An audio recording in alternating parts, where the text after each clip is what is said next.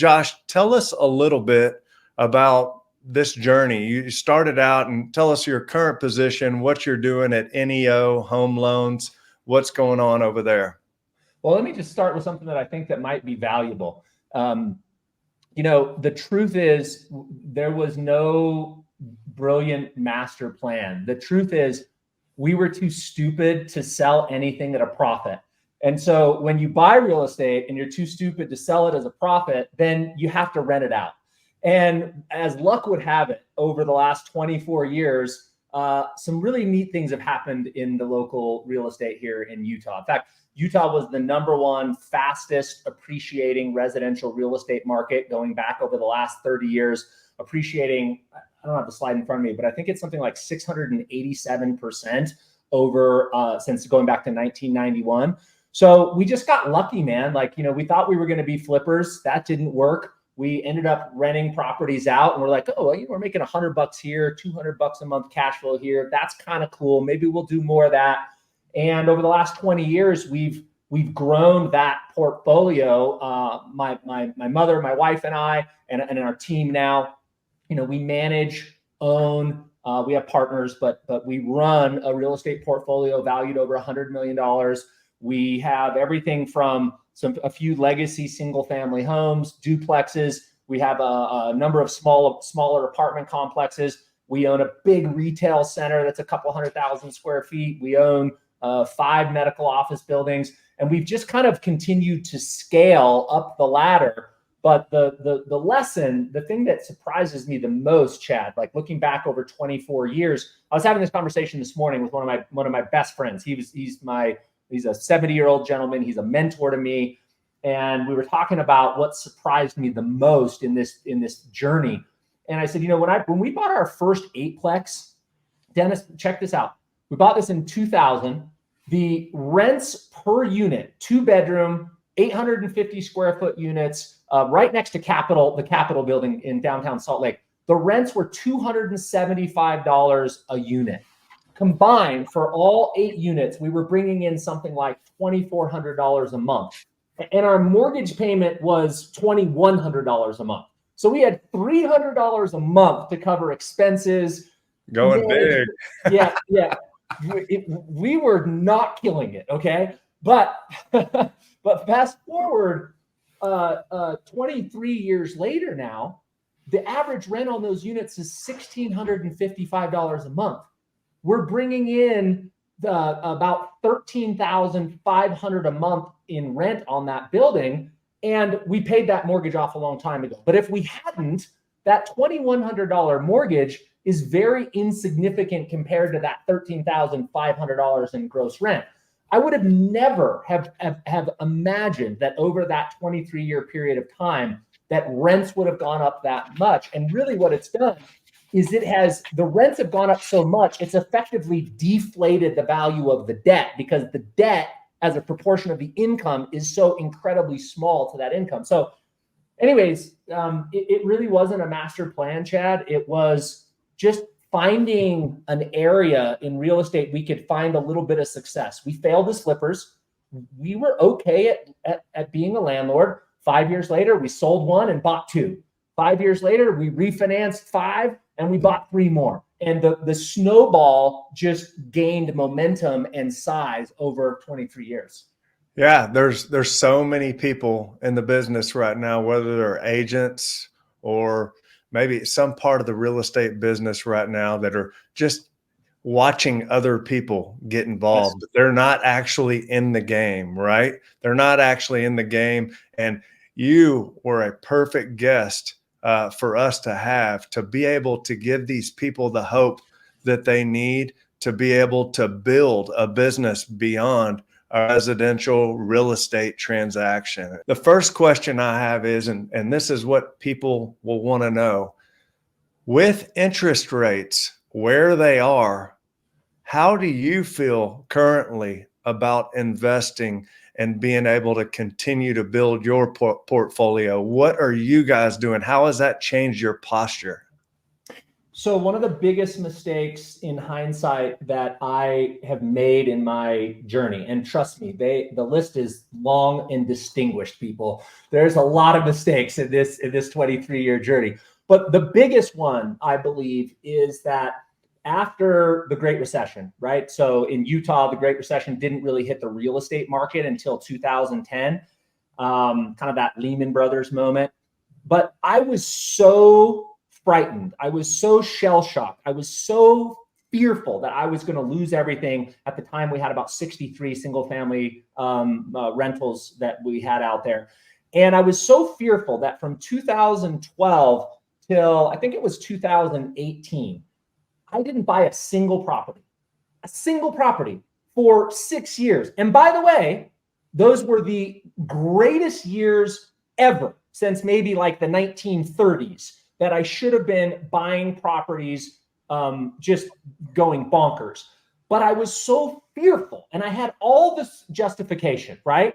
Oh, housing prices are never going to go back up. I'm not making as much money, so I have more risk. Blah, blah, blah, blah, blah. I had a million excuses why I should have stayed on the sidelines. And I spent that 6-year period working really hard in my mortgage business, making sure that the properties we didn't lose. I paid off my home. I filled my safe with gold. Like, it made me feel safe. And it was the worst. Like, I probably cost my family $20 million, right? So the question I would have and the reason I share that story is because, are you making a decision because that feels safe right now to stay on the sidelines that is going to cost you a lot later?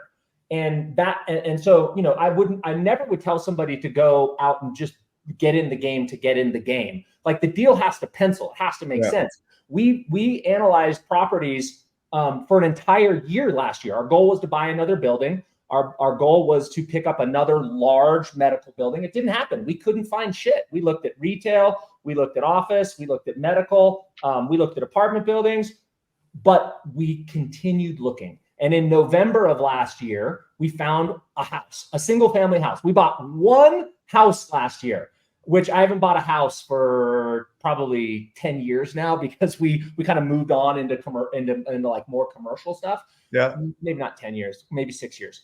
But the point is, we stayed in the game. We kept running the numbers. We kept negotiating. We contracted multiple buildings. It just didn't pencil. But did I get smarter? Hell yeah. I learned. Every single one of those deals I learned.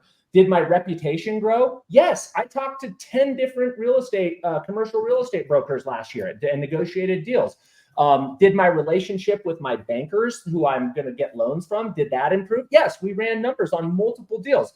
And finally, I got myself a deal. So I would just say that it's really easy to excuse yourself from being in the investor game right now, but rarely does the easy thing pay off long-term. Like, stay in the game, look for the properties. And I'm happy to share the deal. Maybe it would be fun to see. I could share the deal that we ended up closing last year, because it ended up being a great deal. But it took a year's worth of work to find one dang property that cash flowed. What are the first steps to buy a rental property? Well, I think the first steps is finding a good agent who can help you source the deal. I mean, as I think back about, what is my process today? Well, my process today is I have a realtor buddy who's become a partner of mine in all of our buildings we've done over the last 4 or 5 years. You know him, Chad. It's Jake Green. Yeah. And Jake is always on the hunt for deals. And Jake helps me, we create a plan together. First, we say, okay, we want to buy this type of property this year. Okay, we have a plan. Jake is always searching the internet, LoopNet, for properties that may fit the criteria. Hey, Josh and Mom, because I work with my mom. She's my business partner as well. What do y'all think about this property? No, Mom hates it. It's in a terrible area. Yep, we like that one. Then Jake's going to go get those financials, and he's going to help us do that financial analysis.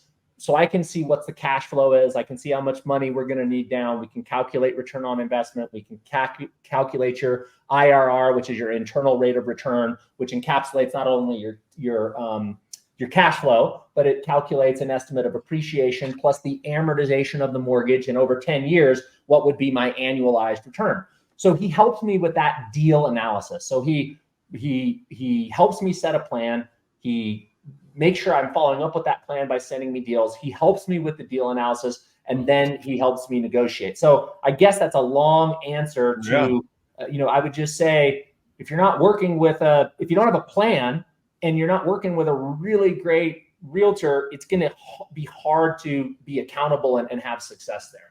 Yeah, because you don't have time to do that yourself. You're not out looking. Your boots on the ground. You got other stuff you're taking care of. And I get distracted, dude. Like, I got a 14-year-old kid that I need to take skiing, and I got a 12-year-old girl that we're going to be to volleyball all day. And like, I have life issues. So how do you keep on track with your investment goals in spite of all those life issues that are real life things we all have to deal with every day? And I've just found having a partner, having a realtor partner that can keep me accountable and keep those things in front of me is a very successful step in the equation. Like dummy 101 here, what are the 4 or 5 things that you look at, like in a property, just to start investing? What are the basic things just off the top of your head? You're like, hey, it has to have this, Yeah. It would depend on the asset class, but let's just talk about single family homes for the time being. And this would essentially hold true for even like small apartment buildings. So just residential units. First rule, everybody's going to laugh. But we call it the Mom Hillary rule. And the Mom Hillary rule is this. Hillary is my wife. If Mom or Hillary cannot go to the property at night, we don't buy it, right? Because eventually Mom or Hillary or one of my kids, when they get a little older, is going to need to drive into that neighborhood to do something at night. And if we don't feel safe about the neighborhood and it doesn't pass that test, pass. And that's just a really funky litmus test, but it's really served us, because what happens is when you buy properties in those war zones, oftentimes the cash flow looks good because the price is less, the rent to price ratio is better than in a nicer neighborhood, except nobody pays their rent on time. And even if you are a great landlord, the crappy landlords next to you will bring down your property values over long periods of time. So rule number 1, it has to pass the Mom Hillary rule. Rule number 2, it has to have positive cash flow, or I have to have a very certain opinion that we can get to a pace of cash flow very, very soon. So that's rule number 2. I can't justify in my mind putting down a down payment and investing time and energy into something that pays me a 0 return on investment. I want a return on investment. That's number 2. Number 3, you can get these calculators online all over the place, but I want to calculate the internal rate of return on that property. And again, I mentioned this previously. That's your cash flow plus your expected appreciation plus the amortization over the mortgage. And we look at it over a 10-year period of time. And I want a double-digit IRR, internal rate of return. If I can't, between appreciation, cash flow, and amortization, hit a double-digit IRR over a 10-year time horizon, it could have a lower return in the first year 1, 2, and 3. But if I can't get it double-digit over 10 years, I'm probably going to pass. And that's the problem with last year, Chad. We probably do a deep dive analysis on 2 to 3 properties a month. So let's say I analyzed 30 properties last year. I could make one of them work. We offered on all of them, but I can only get one of them to stick. That's okay. We went through the process. We learned on every single one of those transactions.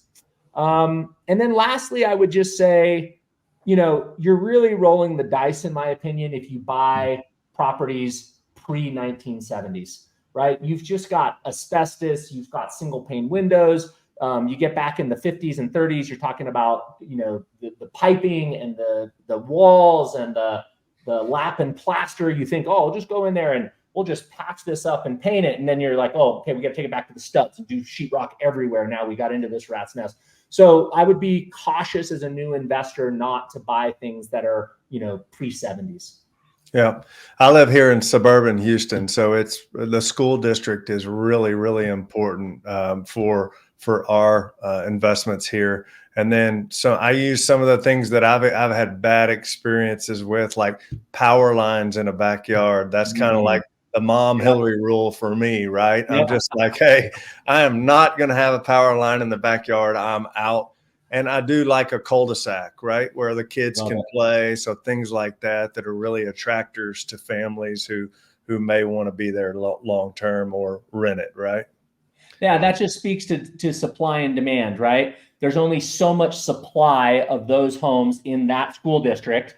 And if it's on a cul-de-sac and it's safe and it doesn't have the power lines in the backyard, you know, you're in a good school district, you're always going to have demand. So you could also look at it from a perspective of jobs. You know, you can go to just about any county that has governmental agencies that'll put out reports on wage growth, unemployment rates relative to the state, and then relative to the country.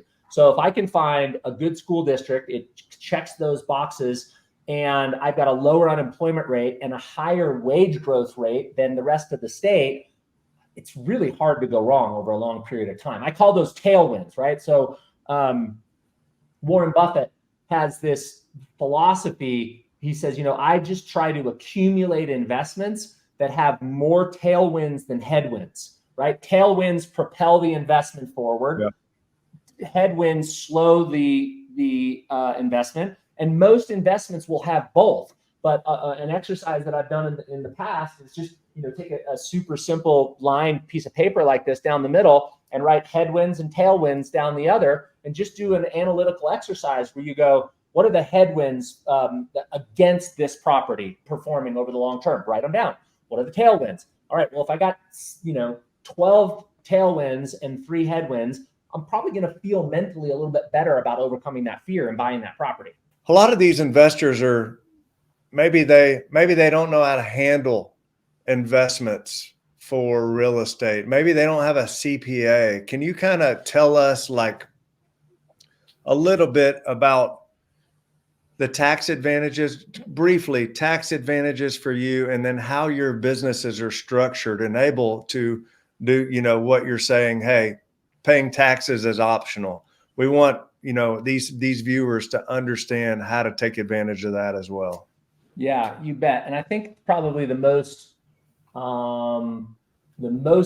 significant or valuable way I could do this is I'm just going to share my screen, because you know I love slides, Chad. So let me swap this. Let me turn off there we go. All right, cool. All right, so first of all, I want everybody to understand how damaging to your wealth are taxes. So let me share my screen here. Window. Oh boy, if I get this right, Dennis is going to be so proud of me.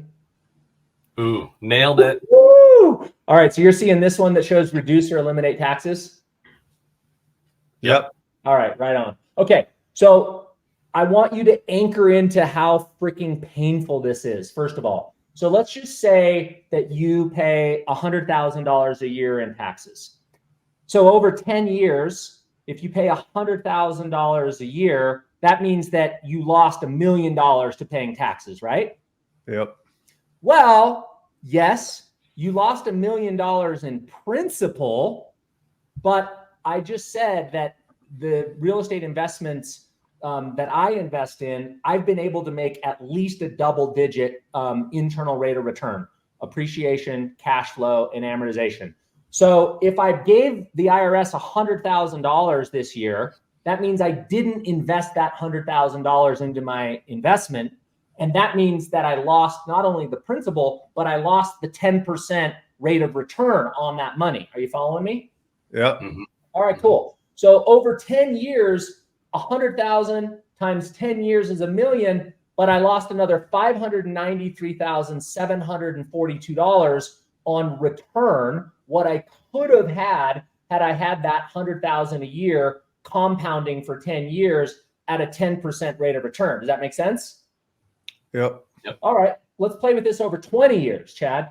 100,000 a year for 20 years, and my missed opportunity cost I just lost $5.7 million, not $2 million, not 100,000 times 100,000 a year times 20 years is 2 million, $5.7 million in lost investments. And just because, everybody needs to taste the throw up in their mouth just every once in a while, let's take a look at what 30 years looks like. 100,000 times 30 years, that's $3 million you lost to the IRS, right? Nope. You lost $16,449,402 to taxes. Is it any wonder why most people don't end up wealthy? You can't end up wealthy when you give away $16 million. I mean, I don't know about you, but I don't have an extra $16 million. and trust me, my kids really want that extra $16 million for sure. I know this is a fact. So, what's the best strategy to avoid or minimize paying taxes? And those are tax segregation studies. So I'll be quick on this, but it's a very valuable lesson.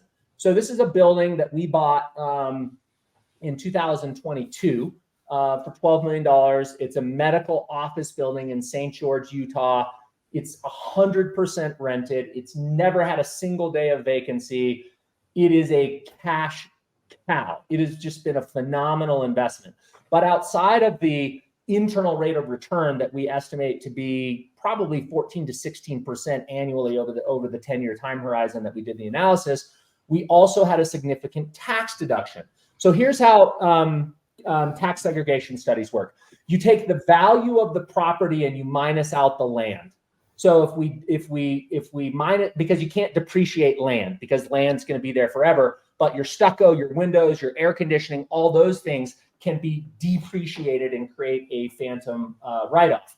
And the cool thing was with the 2017 tax code revisions, which I can't remember the name of right now, but it doesn't matter.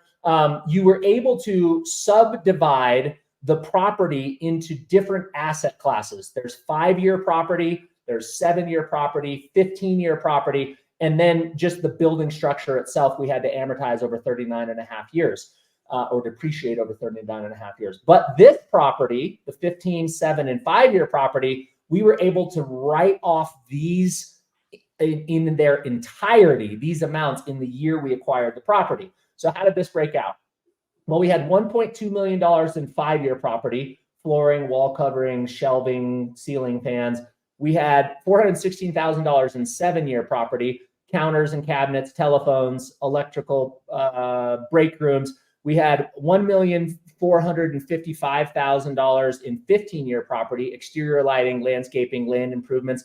And then we had $8 million of 39-year property, which if you take 8 million and divide it over 39 years, that gave us a $94,000 deduction. So in total, in 2022, we took a $3,166,684 tax deduction by buying that property. And the cool part is, did I stop sharing correctly? Yeah, you're good. Okay, cool. So the cool thing is, I didn't make $3,166,000 in 2022. So I was able to completely offset my entire income for 2022 and then carry forward the delta, the amount that I didn't use, into 2023. So when I say taxes are optional, like I paid zero taxes, zero federal, zero state. And as long as I keep buying enough properties to use the depreciation, I will never pay taxes. Now, tax laws change and there's some phase out happening to this, but that's the point. Like you've got to figure out, and this goes back to Kiyosaki and playing in the cash flow quadrant in the investment place. You have to figure out which activities are going to be the most tax efficient so that I can pass on as much wealth to the next generation. And so, Josh, when you start doing this, I mean, these people are listening right now and trying to understand how to structure this. I mean, is this something that a standard CPA off the street will be able to know, or are we talking about somebody who specializes in massive portfolios, leveraging investments one after another? What kind of advice do you give them on that? The latter. Most CPAs will say, "Oh, that's risky, or here's the reasons why you can't do it. You want to work with somebody who says, here's what you need to do in order for this to work for you. Here's how you have to organize your affairs to fit within the IRS guidelines and do this legally. You have a portfolio of around $100 million. And, you've had to have made some mistakes along the way. What are some of those biggest mistakes you have ever made? And what did you learn from it? Yeah. So I'll go back to, the biggest mistake I think I've ever made in my career is that I took 6 years off because I was afraid. And I just stopped thinking, Dennis. I wasn't analyzing deals. I wasn't looking for properties. I think in every environment there is opportunity. And our job as investors is to say, despite all of that, all of the things that make this a bad environment, where is the opportunity? There's always opportunity, bro. You just have to put your mind to where those opportunities are. And I shut my mind off for 6 years. So that was my biggest mistake. The other big mistake was I was thinking too conservatively. I was thinking through, I just want to grow this big enough to where I have enough cash flow that I can escape the rat race, as Robert Kiyosaki says, which is when your free flowing cash flow after expenses exceeds your outgoing nut every month. And when I understood what's happening with the devaluation of the dollar, when I understood this philosophy that Jason Hartman teaches on the inflation-induced debt strategy, I realized that this is a potential once-in-a-lifetime opportunity. Inflation is the investor's friend. Inflation, if you have fixed rate debt on your projects and you have positive cash flow, because inflation erodes the value of the debt. So if you're a lender, inflation is your enemy, and you have to charge higher interest rates during times of inflation. That's why we've seen mortgage rates go up. So inflation is the enemy of the lender, because when you pay me back, Dennis, I'm going to be able to buy less goods and service with those dollars. But inflation is the friend of the borrower. If I'm borrowing money from you today, but I don't have to pay you back until 2054 or over that 30-year time horizon, I get to pay you back with devalued dollars. If I would have understood that philosophy in 2000, I'd be on this show right now saying I have $1 billion worth of properties, but I didn't know it. I didn't understand it. So number one, I gave myself a parent's note to sit on the sidelines for 6 years, and that was a terrible parent's note. I had all the reasons why I justified that was okay, by the way. And then number two, I was just playing too small and not really realizing that the amount of cash flow that I think it's going to take me to escape the rat race is not enough cash flow, because inflation is going to eat away at that amount, and I needed to play a bigger game. Yeah. And dude, we screwed up a lot of properties too. I could give you anecdotal on, properties that we bought that then went underwater and we had to wait it out. But those are the big mistakes that I can think of. I think that speaks to finding your investing why. So I think I've shared this with you before, Chad, but I had the great fortune of being raised by a single mother in and out of the welfare system, buying groceries with food stamps, moving out of an apartment into a hotel that we were paying on a nightly or weekly rental rate. Watching my mom at one point sell her wedding ring at a pawn shop so that she could take me to a movie and buy me a hamburger. And I intentionally said that I had the great fortune of being raised by a single mother and watching the welfare system, because that at first created a lot of fear inside of me around money. That fear turned into curiosity. I remember as a 12-year-old kid, I was raised in Los Angeles, and I would go downtown with my mom, and I'd put my hands on these freaking 60, 80-story high-rise buildings, and I would just think to myself, I would just marvel, where does all this money come from? Like, we don't have 3 meals in our fridge to get us through the day. Where does all this money come from? How is this possible? Like, I was just fascinated by it. And then that fascination turned into our investments. And then those investments over long periods of time turned into this, this success that we're experiencing. But if you haven't connected with your investment why, I want to do something different for my kids, or I want to spread financial literacy, or whatever it is in your condition that you want to improve, like, you got to anchor into that. And then once you've anchored into that, I think that helps me, and I think it'll help others kind of create a path and a hunger towards learning and improving and really understanding these things as you go. And hearing all this stuff, I mean, there's so many people out there that have a healthy annual salary that aren't digging into this, that will retire with very little because they have not invested in themselves and absorbed the wisdom needed to be able to do these things. So it's incredible to look at and to think that, man, you can have an incredible salary year after year, and somebody that maybe has a third of that salary that knows what they're doing and knows how to play the game can ride off into the sunset in a completely different positions. Hey, Josh, before we leave here, tell us a little bit about your business there in Salt Lake. What's going on? We'd love for people, investors around the country that are watching, new investors, whatever it is. Josh, obviously, your stuff. You've got a team that could advise these people. Tell us a little bit about your company and what y'all are doing. Yeah, thanks. So the company is Neo Home Loans. We started this company 3 years ago. We lend in 49 states, everywhere but New York. And we created the company with the just cause, or the mission, the why, to improve communities by spreading financial literacy. And we do that by means of the mortgage and real estate transaction.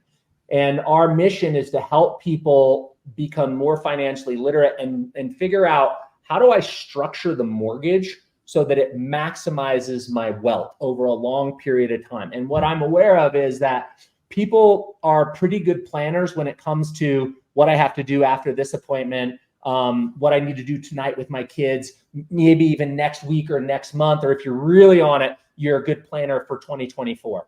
Yeah. People are horrendous in terms of long-term vision when you talk in terms of decades. So we help people understand, how does this investment impact you over the next 27 years until you told me that you're going to retire?